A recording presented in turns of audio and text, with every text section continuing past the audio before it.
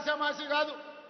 యుద్ధం అంటే ఉపన్యాసాలు ఇచ్చుడు కాదు, మైకులో పెద్ద పెద్ద సంభాషణలు చెప్పుడు కాదు. యుద్ధం అంటే ధైర్యం ఉండాలి, యుద్ధం అంటే వెన్నెముక ఉండాలి, యుద్ధం అంటే యుద్ధ తంత్రం ఉండాలి, యుద్ధ నీతి ఉండాలి, గుండెల్లో ధైర్యం ఉండాలి.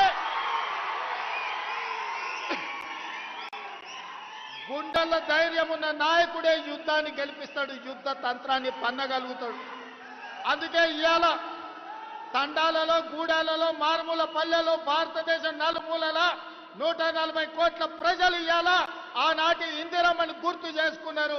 1967లో చైనా అతి తెలివితేటలు ప్రదర్శించి భారతదేశం మీద యుద్ధం ప్రకటించింది. ఆనాటి ప్రధానమంత్రి శ్రీమతి ఇందిరాగాంధీ గారు తిప్పి కొట్టడమే కాదు, చైనాను ఓడించి మోకాళ్ళ మీద కూసబెట్టి చైనాకు గుణపాఠం చెప్తే మన్న జరిగిన చైనా దురాక్రమణ 4000 స్క్వేర్ కిలోమీటర్లు ఈరోజు భారత భూభాగాన్ని ఆక్రమించుకున్నారు.